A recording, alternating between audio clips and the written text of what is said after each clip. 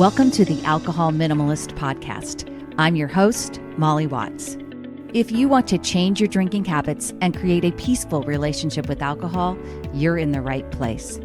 This podcast explores the strategies I use to overcome a lifetime of family alcohol abuse, more than 30 years of anxiety and worry about my own drinking, and what felt like an unbreakable daily drinking habit.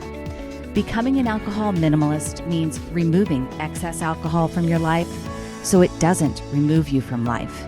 It means being able to take alcohol or leave it without feeling deprived. It means to live peacefully, being able to enjoy a glass of wine without feeling guilty and without needing to finish the bottle. With science on our side, we'll shatter your past patterns and eliminate your excuses. Changing your relationship with alcohol is possible. I'm here to help you do it. Let's start now. Well, hello and welcome back to the Alcohol Minimalist podcast with me, your host, Molly Watts, coming to you from a little bit cloudy Oregon, but it's been doing this thing where it's cloudy in the morning and then burns off and it's beautiful in the afternoon and evening. Yesterday was just awesome in the afternoon and evening. So I think that's what it's going to do. And I'm good with that. If we start the rain pattern again, you all know I'm going to start whining. So hopefully that's not the case. So before we get into this week's show, first I have a prize winner of some alcohol minimalist swag.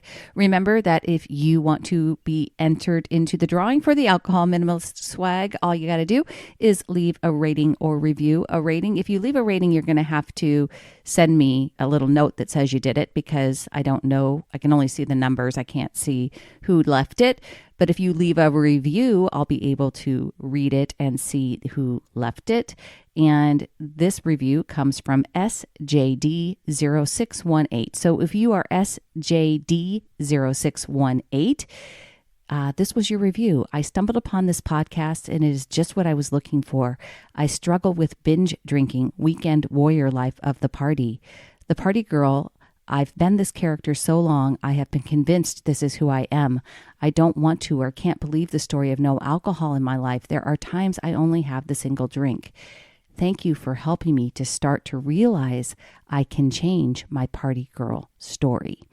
And so appreciate SJD0618, your review. If you, SJD0618, want to send me an email, molly@mollywatts.com, and let me know who you are and where to send your alcohol minimalist swag, I will get that out in the mail to you. And so for anyone else, all you got to do, leave a review of the podcast or leave a review of the book, anywhere you listen to it, anywhere you find the book, and you will be entered to win as well. Today on the show, I am continuing the Alcohol and series, and this week's topic is important. I am talking with Beej Christie Karpen all about alcohol and trauma. Beej has been on the show before. I connected with Beej through Moderation Management. She is a life coach and an alternative therapist out of New York City, and recently added to her very long list of training and certifications with becoming an IFS practitioner. And we're going to talk about that a little bit more as well. Beej is just wonderful. And I always love having conversations with her around alcohol and understanding our own feelings. She's just fantastic. And we wanted to get together and have this conversation because so many people who are turning to alcohol are victims of trauma. And so this is Alcohol and Trauma. And here's my conversation with Beej Christie Karpen. Hey, good morning, Beej. Thank you so much for being back here on the Alcohol Minimalist podcast. The last time you were here, I think it was still called Breaking the Bottle Legacy. So welcome back to the show. And I'm really, it sounds odd to say I'm excited about this conversation because it's a deep conversation. It's an important conversation, but I am really excited and I really appreciate you taking the time to be here. Thank you, Molly. I'm excited to be back here too. And we picked a really nice light topic for today. Right. For a Saturday morning, it's super light and easy, but no, it's not. But it's so important. Yeah, and I think one of the things that is important is to lighten it a little and Hmm. normalize it a little, Yeah. Yeah. because everyone carries some trauma in them. Yeah. So we're talking about trauma. We're talking about this is another in my series of alcohol and conversation. So this is alcohol and trauma. And I Hmm. wanted to have this conversation because, as I shared with you before we got started, the statistics are pretty staggering.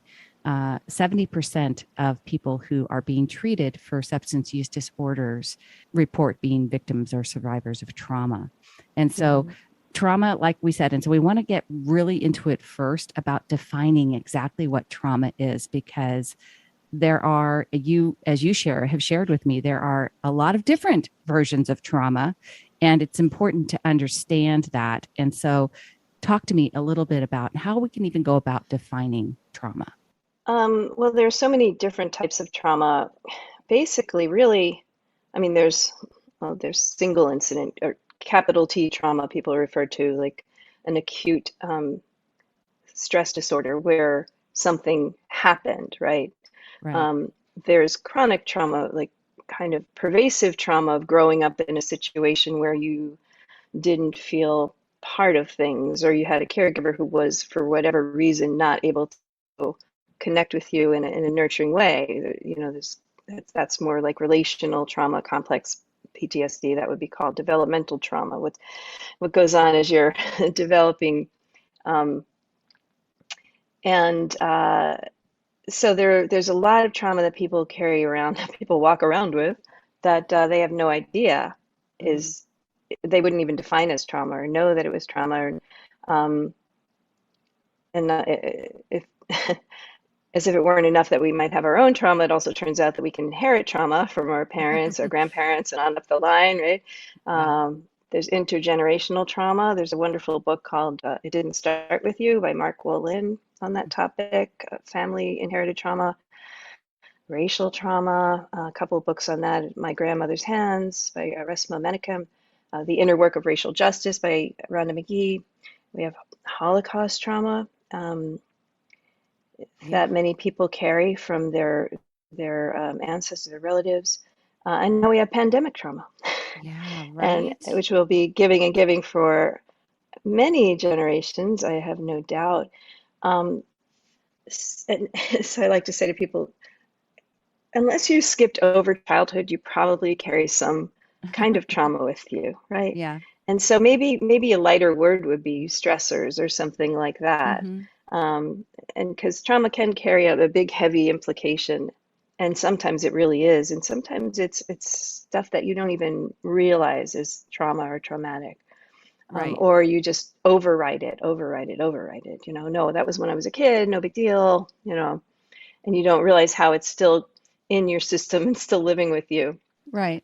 So I think there's, yeah, and so you kind of hit there right there, is there's different kinds of trauma, and I think people want to just put it into that box of, well, I never had a big incident, right? I never Right. had that something happened to me that I can point back to Mhm. and say that was traumatic, right? I mean, like if you don't have that, Right. then you sit there, you may wonder, well, is there trauma? Do I have trauma? Is there, Right. so I think one of the reasons I think you said to me, and I really loved this, is one of the ways that we can really check in with ourselves or really understand how important it is to uncover if there's trauma in our lives Hmm. is really how we're functioning in the world, Yeah.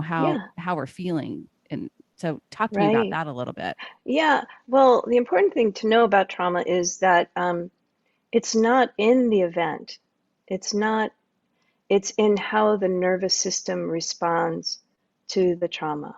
Mm-hmm. That was what I learned in day one of my 3 year somatic Right. experiencing trauma training. It is not in the event. It's a response in the nervous system. So different people respond to trauma in different ways. We see this in true crime all the time, right? Oh, I can tell he's the murderer because he didn't look upset. Right. you Right. know, and maybe that person's response to trauma is to go into a freeze state, right? Um, And this is why many different people can experience the same traumatic event and have very different responses to it. 9/11 is a great Yeah. example, I was thinking about right? that. You're in New York City. So obviously that's a really Hmm. pertinent and powerful example because people had a wide range of responses to that. That's right.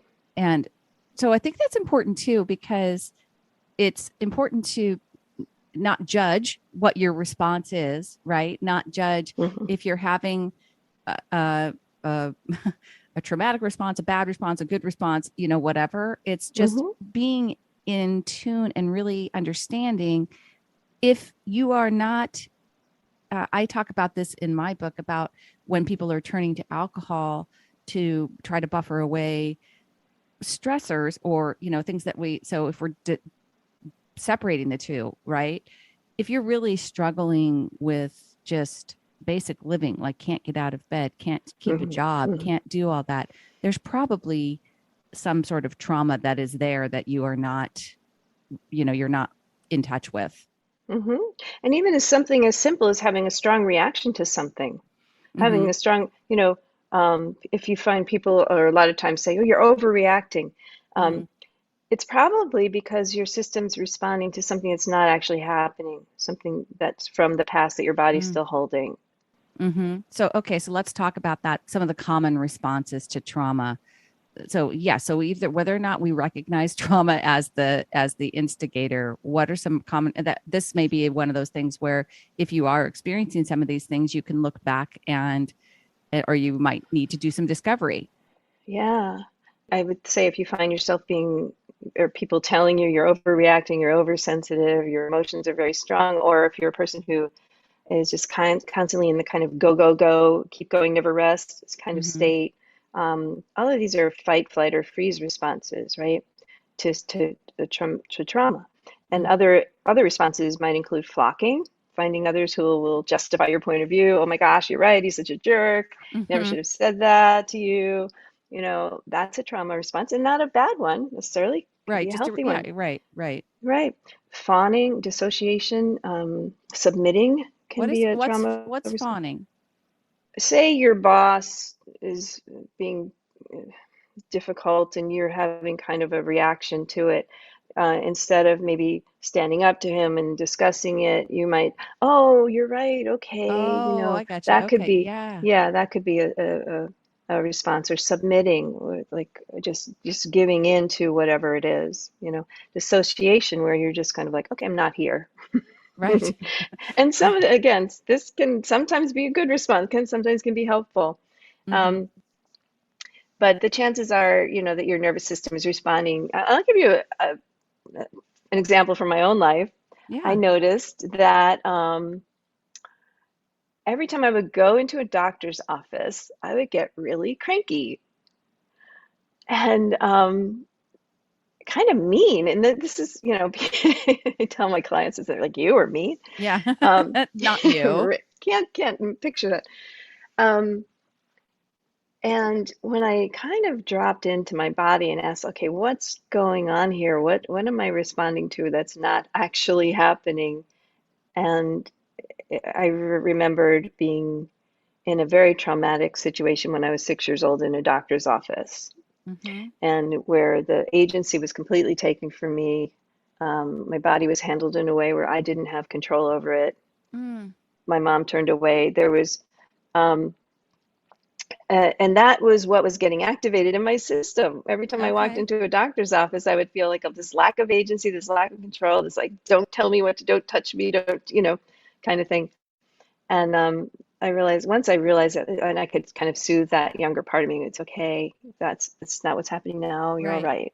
You know, Right. yeah, I talk a lot about the fact that the past only exists in what I think about it today. So it's like that's kind of the same thing. It's like, okay, yes, but you have to be able to sometimes articulate and understand where it comes from that's first, right. right? Mm-hmm, And mm-hmm. then you can soothe it. Then you can like, or, use that more present mind to be able to say, Right. okay, this isn't what's going on now. I am in control. I have this. So, but Mm-hmm. and that unconscious part of the brain, it's kind of important because that's a little bit about where addiction and trauma coincide, right? In that Right. lower nonverbal part of the brain, Correct. It does not live in the reasoning part of the brain, not the right? prefrontal cortex, the Mr. Spock logical part of the Right, brain. If it did, we wouldn't be having this conversation, right? right, The right. trauma and addiction live in the same part of the brain. They live in the limbic system, the amygdala, and now it turns out that with Stephen Porges' polyvagal theory, you realize that there's a vagus nerve that connects the whole thing, the brain, all the way down to the digestive system, Mm-hmm. so that the body is very much involved in the trauma response and in the addiction response. And I see addiction as a response. Honestly, I see it as a response to trauma. Yeah, well, I think that's the absolute truth. I mean, that's one of the reasons that I love like the work of Adi Jaffe is like it's not we can't Mhm. abstinence like focusing completely on the activity and trying to stop drinking isn't where we need to focus our attention. We need to focus our attention on what's causing the pain in the first place. That's why 70% of people who are being treated for substance use disorder are are reporting that they are victims of trauma. So it's Mhm. obvious that there's a high correlation between the two. I think Mhm. too, but that's kind of why I wanted to have this conversation. It means there's a whole bunch of us, whether or not we ever develop a physical dependency on alcohol, there's a whole bunch of us that are turning to substances, alcohol, anything else to try to buffer away these traumatic experiences from whether they be from childhood or even, in our adult lives, right? Absolutely. This part of the brain that we're talking about is really a very kind of simple part of the brain. Right. It's not that bright, right? Right. It's kind of like, okay, see alcohol, drink it, feel better, remember where you got it, Right. Do it again. trigger behavior reward, brief relief, right? Do it again. So, like addiction expert Judson Brewer, who wrote this book called The Craving Mind, and he Yeah, talks about this other. Dr. Judd's been here before. He's been on the show. Love him, love him. I've studied with him. The reward center of the brain learns where to go to get more, right? And it thinks the more I get, the better I'm going to feel. So there's this trigger behavior reward thing that happens, and then, but then we add in the results. Right. I feel crappy. I hate myself, right? Right. Which leads directly back into the trigger.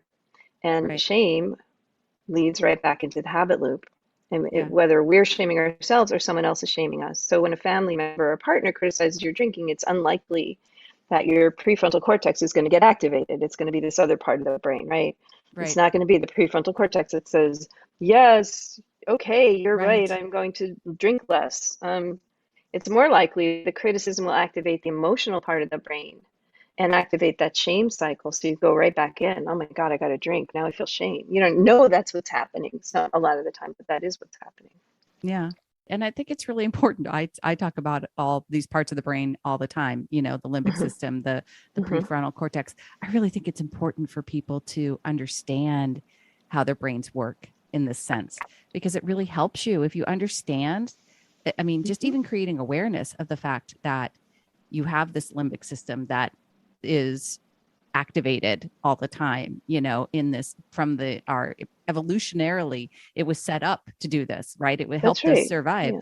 And Hmm. so I personally found for me it was very important to once I understood all of this that it helped me Hmm. um to drop into the prefrontal cortex when my brain was sending out that message of, hey, this is a really good idea to keep drinking.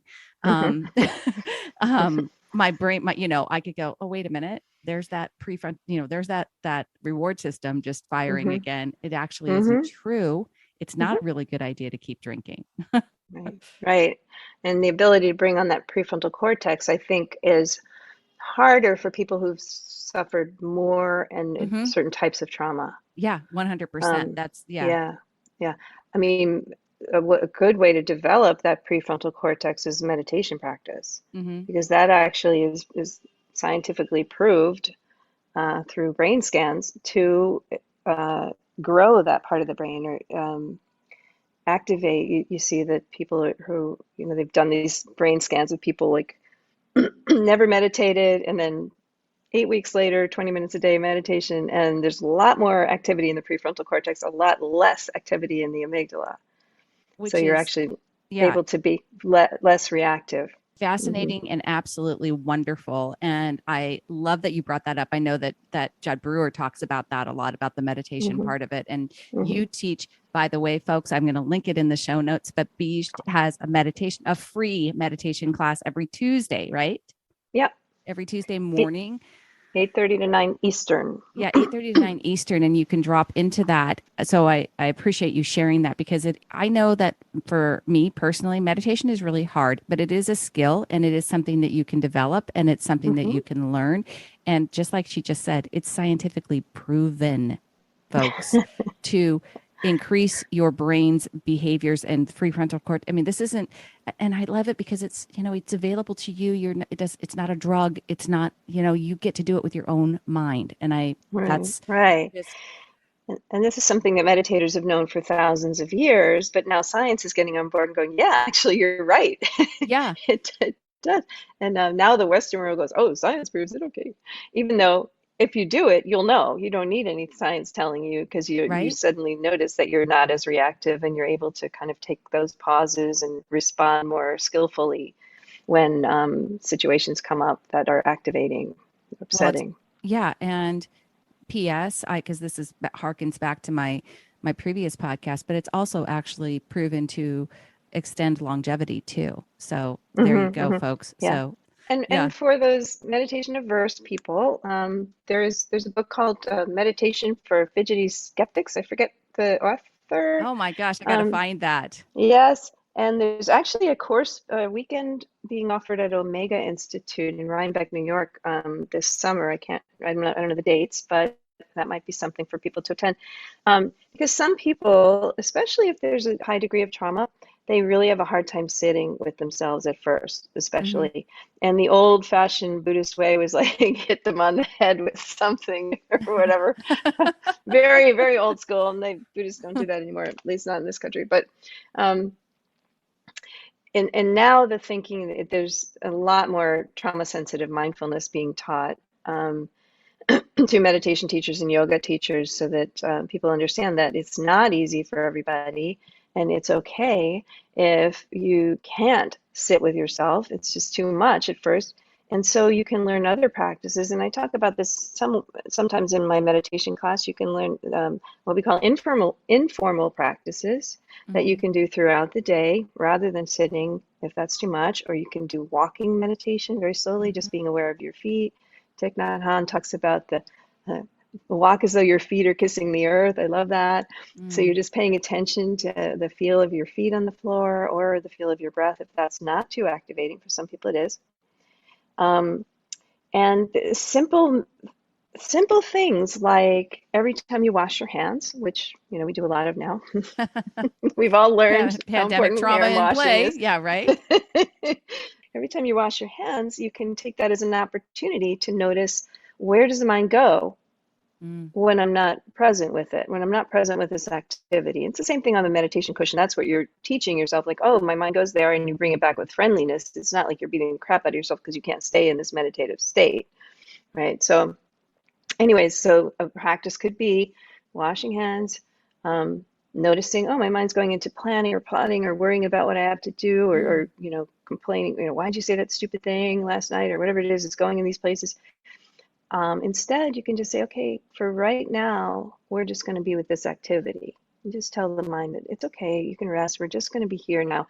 And you become very aware of, like, what does it feel like to wash your hands? And it's actually kind of a pleasant experience for most Yeah. people. But Yeah. yeah. I love water. So like to Mm, me, I'm like, I mean, for me, water is my soothing noise. It's my soothing, mm.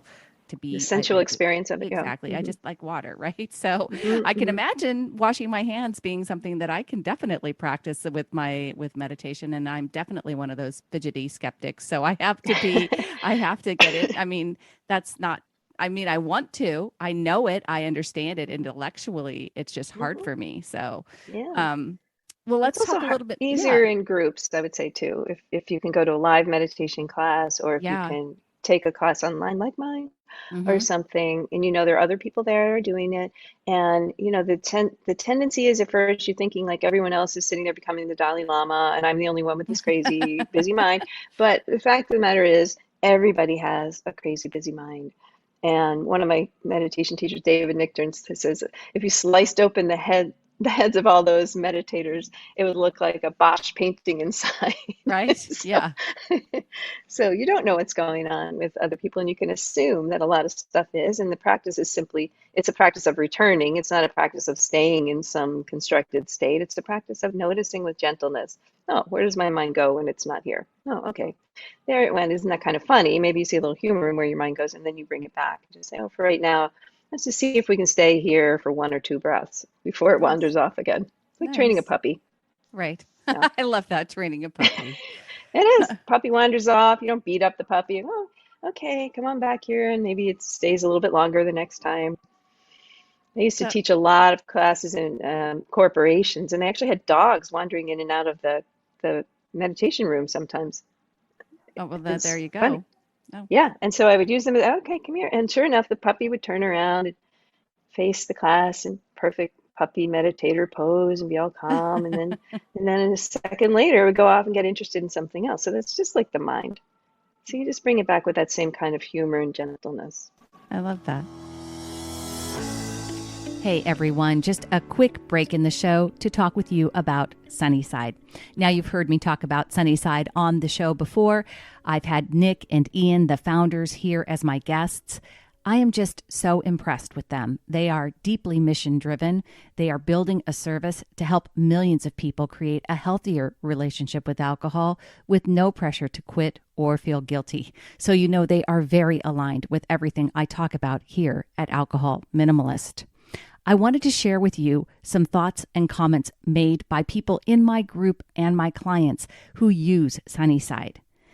I checked it out and was pleasantly surprised. I have used a few tracking apps and despised them. But the support, the daily check-ins, and the plan, yes, the plan. I signed up for 3 months yesterday and actually looked forward to the check-in today. I have no doubt this tool is a step forward for me. I just want to thank you to everyone who recommended Sunnyside in this group and all of your advice throughout. I'm having the best start to a week of moderating since I fell off the wagon in January. You work the plan and it works. Thank you, everyone. Now, you don't have to take my word for it. You don't have to take their word for it. I want you to check it out for yourself. Go to www.sunnyside.co/minimalist to get started on a free trial today. So, talk about how people can kind of explore their own relation between trauma and some of the things that they might be using to buffer away those traumas. I don't want to say addiction, because we don't typically talk about, we can talk about addictive behavior because drinking obviously is an addictive behavior, but my general, this Yeah. podcast is dedicated to those people who are using alcohol, maybe in a habited way. Or I know for myself personally that I definitely developed a habit of over drinking because I was not because I was just like, yes, in my early days, I used alcohol just, as a party thing. But then over time, Mm-hmm. it became something where I was using it on a daily basis to try to buffer away the stress of life. I Yeah. wouldn't go back for me, I wouldn't say there was trauma, at least in that big T sense of a word, but Mm-hmm. definitely trying to buffer away. And I think there's things, beyond alcohol, people tend to turn to, Yeah. food. Sex, drugs, gambling, technology, social media, gaming, etc. Um, Lots. Yeah. yeah. So what do they all these things have in common is they take you away from where you are, right? Right. They put you Yeah. into some other state. So a way to explore this for yourself, or people who are listening, I don't mean you, Molly, Yeah. No, but I think, I know hey, you've Beej, explored a lot. hey, I'll take all the therapy online you can give me right here. You just do it. So an exploration might be thinking like what took you away from where you were as a child? Mm-hmm. When things felt stressful, what soothed you? Mm-hmm. Maybe it was chocolate chip cookies, maybe it was gaming, maybe it was something else that kept you out of the house or kept you out of the situation you were in. And not necessarily bad things. Maybe you got really interested in something like sports or music. So it's good Mm-hmm. to just kind of explore, what did I do with gentle curiosity? Where did I go? And then maybe, and you were mentioning, I mean, there are different types of drinkers too, right? I mean, uh, some people tend to go more toward the social drinking, as you were saying Right. when you were younger, or more of an alone drinker, or we have crossover artists who do both, right? Right. Um, I love so crossover artists. That's like, I guess yeah, that's what it is. so with social drinking, and I work a lot with parts work with IFS, which we talk a little bit about if you want, but Yeah. um, I often will hear someone say like, I feel like a part of me still thinks I'm 18. This will Mm-hmm. be like a 50-year-old saying that. Right. Um, and so sometimes parts of ourselves do get stuck in the past, Mm-hmm. and a time when we felt like we needed that for survival. So then you might ask yourself, okay, well, what was going on when I was in college or whatever? Uh, that partying part of you might have developed more strongly, and maybe that part showed up at a time when you were feeling lack of connection or isolated, and you really wanted to feel accepted by people, Mm-hmm. and then it became habitual. So Right. that might be a pattern of a social drinker. I'm not saying it is, but it's just like Right. that's how you would do the exploration. And with the alone drinking, it might be a depressed or lonely part, isolated part that you're trying to soothe or numb. And then when you go back to like, well, how did I try to soothe myself when I was 8 or when I was little, and you kind of ask yourself, it's amazing how much wisdom we have when we stop to listen. It might have been when you were 8 and your mom wasn't present for, couldn't be with you or wasn't able to, either for emotional reasons or work or whatever it was, wasn't nurturing when you needed her. So maybe you found solace in taking a bag of chocolate chip cookies to the treehouse or something. Or maybe you found solace in video games. I like to tease people that video games are a gateway drug. Say. um, it's always interesting to look at what's underneath the behavior. Like when did something in you start seeking ways to change how you were feeling, Mm-hmm. ways to take you out of however you were feeling into feeling some other way. Yeah. That is super powerful because I think that's, one of the things I talk about all the time is about the fact that it's that feeling, right? Where we typically are using something to change how we see it as a way to Yeah, change how we're feeling. I mean, that's exactly. really Hmm. the driver, right? Hmm. It's not there's no other reason for us to take whatever it is that we're turning to. We're doing it in an attempt to change how we are feeling. And Exactly. And yeah, and that's another thing that the meditation and mindfulness practice teaches us is to stay. Remember that puppy? right? Yeah, Stay. stay. And It's okay to stay with what you're feeling. It's okay to sit and see if you can tolerate it. See if you can tolerate it a little bit more than you might think. yeah. It doesn't mean that if it starts to really overwhelm you, then no. But just out of curiosity, do some experiments. Can I Yeah. sit with this a little bit longer than I thought?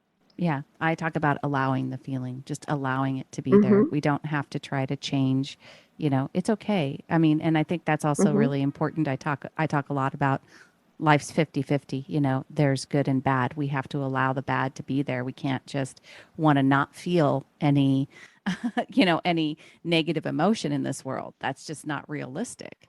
Now, when Absolutely. things become, overwhelming, then we're talking about a different issue. Yeah. But Mm-hmm.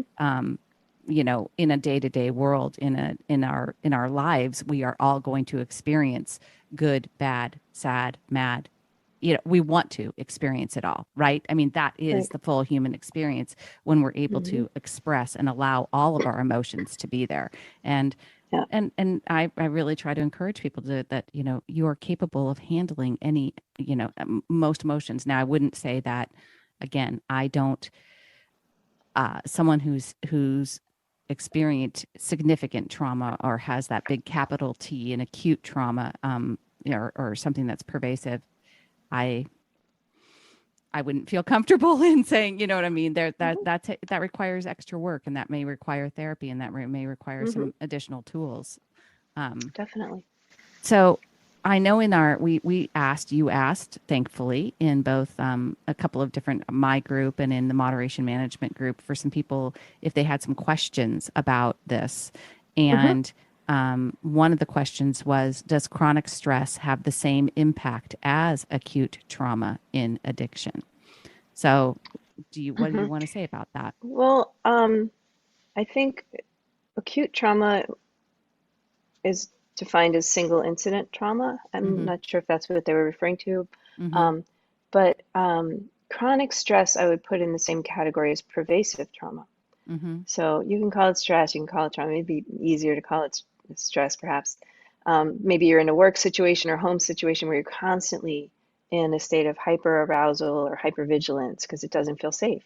Mm-hmm. So, and we're not necessarily talking about physical safety, but also emotional or psychological safety. And that can definitely have as strong an impact as acute or single incident trauma. Mm-hmm. And so basically, yeah, what I think what we've both said all along the way here is that there's, statistically, it's proven that trauma leads, whether it's, I mean, a single incident trauma or pervasive trauma, there's a high correlation between the two and addiction. I mean, that's just the way it is, Hmm. 70%, Hmm. Hmm. according to statistics. And so for anyone, even, so that just means that anyone that's starting to see an uptick, or if you've noticed and maybe the pandemic, this is a really good tie into pandemic, because the pandemic drinking has been on the increase, right? So Hmm. if you're Hmm. seeing an uptick in your own behavior and an uptick in your own drinking, you might want to look and see what if there is some sort of impact that might be happening, some kind of chronic stress that's happening. Yeah, and I think the pandemic really pointed to how people's trauma responses are in their Right. how their nervous systems respond to trauma. So like, yes, you could say that right now we're in one big collective trauma, right? We're Right. Yeah. all in the trauma vortex together, but we don't all respond the same way. And we love to criticize other people for responding different ways, right? But our nervous systems respond very differently, and this often reflects, as you're saying, old patterns of how our nervous systems respond to trauma. So if you think about how you responded, and again, not you, Molly, only, Yeah. but how how we respond to trauma, how you responded to trauma in your past, you might notice that it follows a pattern. How you've responded to other traumatic events in your life, how you responded to the feeling of unsafety or uncertainty as a child. And some people become very insular, Mm-hmm. and there might be an old response from when they were kids and felt danger. Would they kind of curl up and hide somewhere? Other people went into survival mode. I put myself in that category. Oh, all my income went away. Okay, let's see, what can I do? And I created the conscious drinking workshops online Mm-hmm. to not just create income for myself, but to help all the people who were struggling, who also couldn't afford therapy at that point because, they had lost their jobs. But all the people that were struggling with over drinking, by teaching the mindfulness techniques and tools that have helped my clients. So my go-to response to trauma is survive and help. And when I think about how did I respond to trauma as a child, it was fight, survive. You know, Mm-hmm. Mm-hmm. some people went into denial. Maybe when their systems became overwhelmed as kids, their go-to response was to pretend it's not happening, just to dissociate from it, right? And others became paranoid, believing it was a conspiracy, and maybe the pandemic made them feel unsafe enough to resort to an old pattern or belief from childhood. Maybe as children, they were perpetually gaslighted by a caregiver, for example. Mm-hmm. So Right. many different responses. Right. And I love that you said that. And I really do think that, yes, we don't want to shame people for whatever response they're having, right? Mm-hmm. I think Mm-hmm. there's Yeah. I talked about this before on an episode about this whole trigger warning. There's actually been study on the whole. I think the reason that I always am trying to be careful about the big T versus littler, whatever chronic stress, is because I don't ever want to offend somebody who has had one of those truly single incident Mm-hmm. traumas where it's Yeah. very, I would never want to, I, I feel like I don't ever want to invalidate something really truly horrible that happened to someone with what Mm-hmm. I would call my very minor trauma. Yeah. I mean, I guess I just don't, I think that's why there's a tendency for people to want to gradiate trauma so that we don't, at Hmm. least from my perspective, I don't Yeah. ever want to, to intermix or to take away from somebody's really terrible, horrible incidents in their lives Yeah. that and try to liken them to even the chronic stress that I sometimes feel from. Hmm. But I guess it's Hmm. not. I Hmm. mean, I don't know that that's what I'm hearing you tell me is it's really more about what the body's experiencing, and if somebody has chronic stress, a pervasive it really especially there could be a lot of things that have happened due to the pandemic to people, right? Or Hmm. that could cause a response for them. I don't know exactly what I'm saying there. I kind of went off Yeah. topic, but you know what I mean, Post-traumatic stress response for sure. Yeah. And I think what you're saying, from what I understand, and I agree with you. Don't want to take away or minimize, I guess. Yeah. minimize. Thank you. Someone who's had a very serious single incident event or serious multiple incident events. Um, and at the same time, it's important to recognize that, as we said at the beginning of the call, that trauma is not in the event as much as it's in the nervous system's response Right. to the event. So I think there was another question on that Facebook page that was kind of about that. The one about the auto accident. Yeah, there was Uh, the question was, I know some young people whose mother died in an automobile accident in which they were also passengers. I wonder what can be done to help them stay off the path of addiction as they enter their teens and beyond. Um, the husband takes the kids to movies, games, and out to eat. They haven't received professional help though. So that was the yeah, question. Yeah. that was the question. Yeah, and I think I responded. First of all, so sorry Yeah, to read obviously. that. Yeah, Yeah, I mean, just no words. right. Um, and as far as the question of how to, keep help them stay off the path of addiction, I would say that even though most addiction is rooted in pain and trauma, not all trauma leads to addiction, interestingly enough. Right. So a lot of it depends on how their nervous systems processed the traumatic event, and how their nervous systems are, it's kind of nature nurture kind of thing, how their nervous systems are set up in the first place. Mm-hmm. And people respond very differently to the same traumatic event based on their nervous systems and their own conditioning and experience, their past trauma, etc. And a lot depends on how quickly they get support and what type. Mm-hmm. I was wondering if they have access to a good trauma therapist. Mm-hmm. And also, often the addictive patterns are formed early in life. So if their habitual response to stress or trauma is to soothe with food, for example, they might be more likely to turn to alcohol or drugs later to soothe similar pain or Right. post-traumatic stress when it arises. Um, and again, just the sooner they receive some kind of support, the better to help them navigate this. Because if people feel seen and supported, even after any kind of traumatic event, the chances of recovering without a lot of post-traumatic stress are much higher. Mm-hmm. And thank goodness for this person's husband, the person who wrote Yeah. the Right. email. They're just friends, I think, taking them to movies, games, and things that she said, because the more love and connection they feel, the more likely they are to recover more quickly, Mm-hmm. the more Yeah. support they have. So I think that that's a really, I want to make sure that we touch upon this. And the last question we're going to touch on is, how do we know if our drinking is related to trauma or if it's just an unhealthy habit that we picked up? But one of the things I want to really make clear to people as we answer this question is, no matter what it is, whether you have trauma or whether it's just an unhealthy habit, there's hope for you. Hmm. There's hope Hmm. to not only change your drinking habits, but there is hope if you have trauma that you can survive and that that you can resolve. You can become, someone who feels their emotions and enjoys life. And there are tools, there are therapists like Beej, there are people that are there. And the just because once you figure it out, even if you figure out that, yes, I have some trauma that I need to deal with, you can and you can do that anytime. You can take Yeah. action and you can really change your life. So um the question specifically was, how do we know if our drinking is related to trauma or just an unhealthy habit that we picked up? Yeah. And that it does sometimes take a lot of exploration, but I'd say that it can depend on how chronic the addiction has become. Mm-hmm. If it's just a habit that you picked up in college and you weren't particularly attached to it, you might find that it's pretty easy to drop. The majority of people who are problem drinkers, believe it or not, if we define that as habitually drinking more than the NIAAA guidelines for healthy drinking, Right. the majority of those people recover with no intervention at all.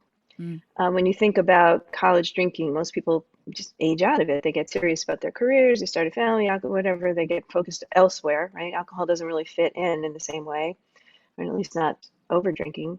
Mm-hmm. The ones for whom the habit lingers and it becomes more chronic and difficult to break, I would say that there's more likely a larger degree of trauma underneath and an underability for the person's nervous system to process that trauma without help.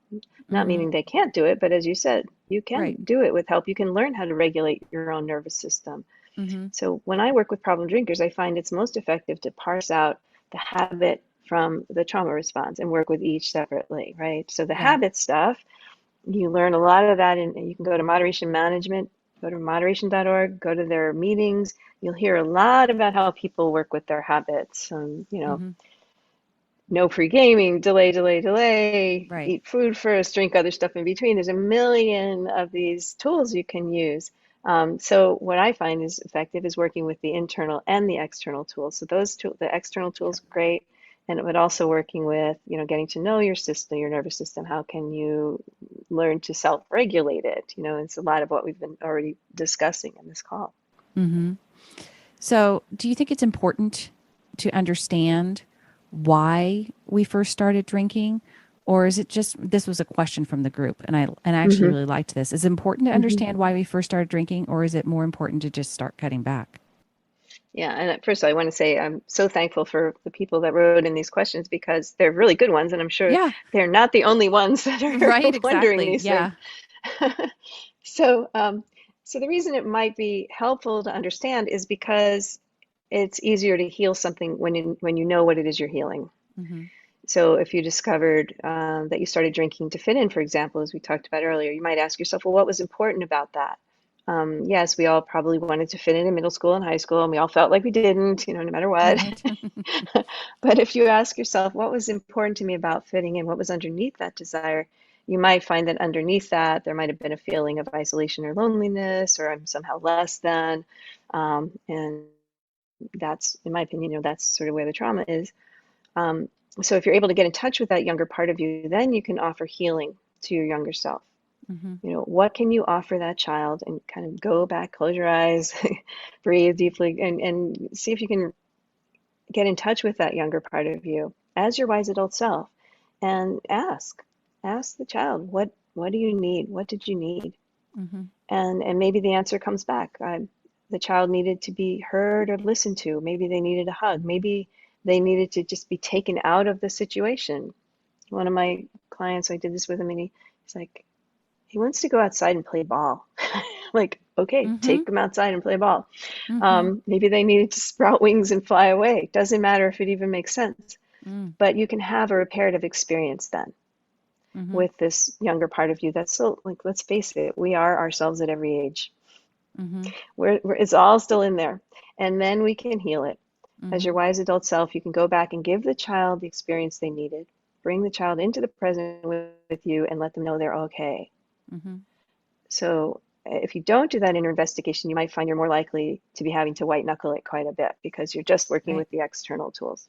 Yeah. Right. Yeah. I talk about, obviously, I talk about that all the time. I talk about it's our thoughts that lead to our feelings and then the actions. Right. And Mm-hmm. so if we just focus on the actions, which is basically what you're saying, if we focus on the tool and we never back up to the feelings and to the Yeah. thoughts that are causing the feelings, we cannot Mm-hmm. actually change the habit. We can't change what's going on. We can't change our, our reason for drinking. Right. So we have to Mm-hmm. have Mm-hmm. we have to understand it all if we really want to have, in my opinion, and I think in yours too, if you want to have Mm-hmm. true sustainable change, if you want to really, I talk about being an alcohol minimalist, and my episode last week was on creating that peaceful relationship and what peaceful means. Mm-hmm. And Mm-hmm. yeah, you don't Yeah. get to a peaceful relationship unless you're willing to do this type of inner work. Yeah. And ways to get to that peaceful, maybe we could do another podcast on this and we talk about how we heal all of the parts, because this is important that people have these parts of themselves that they're at war with all the time. And that creates a lot of not peace, right? Mm-hmm. Right. And so so when they can start to, um, and this is where the IFS work comes in so handy, is getting to know each part individually and healing it. And, as goofy as it sounds, Frank Anderson, who's one of the leading psychiatrists who works with IFS, will say, trauma blocks, love heals. Yeah. Right. So if you can love every part of yourself, no matter how much you don't love it, and find a way through deep work to create, and that's how you create a peaceful experience within yourself, is to get to know all your parts and get to send, be able to send them love or see the humorous side of them. Mm-hmm. When I hear my inner critic, I'm like, oh, hi, isn't that funny? Yeah, welcome. That's really kind Yeah. of funny, that Thank you for your, comment. And yeah, exactly. thanks. Thank you for your observations. Thanks for your feedback. Right. So I have a much friendlier relationship with my critical parts than I ever did before, and that helps tremendously.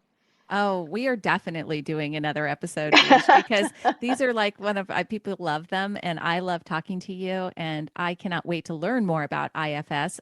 Folks, tell us really quickly because we'll do another episode on this, but what it is. You just got recently certified this year in a new. She's got a laundry list of credentials, folks. So if you want to check it out, her links on the website, but I mean I'll link it in the show notes. But tell us about this most recent certification.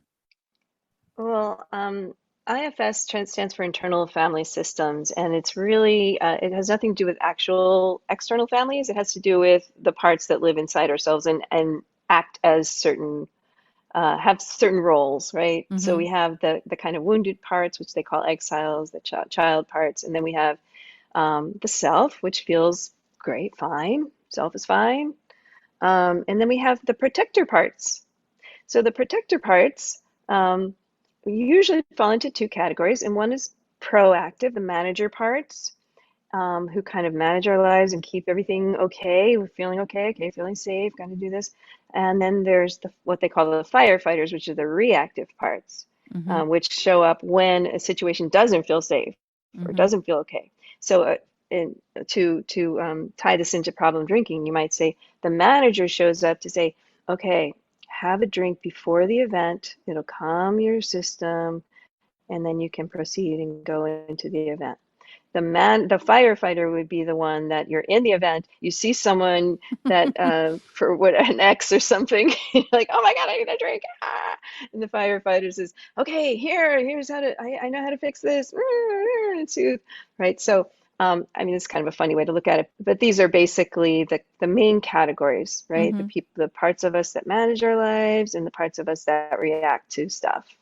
So It's a it's simple way another of looking at it, but a it's framework. a very deep, complex process of learning it. But you can learn it on all levels, really. There's a book that's super simple. It's like looks like a child's book. It's called We All Have Parts. And, an illustrated guide to healing trauma with internal family systems. So that if people are interested, Yeah, we'll put that. taking a We'll look link at that. that. We'll link that in the show notes too. But yes, let's do another IFS podcast because I'm sure I'm deeply interested, and I know if I'm interested, other people are. So we'll fire it up again, folks. So Great. another episode with Beej, Christie Karpen, and on that note, though, this one has gone on and we are long because we can never stop. We can't just, I know. it's just, we start talking. And like I said, you and I could probably talk for hours and we'd be like, oh, yeah. And yeah. And then it'd be like, No kidding. I have no doubt. shoot. Oh, wow. That was 2 hours. That might be a long podcast. um, Exactly.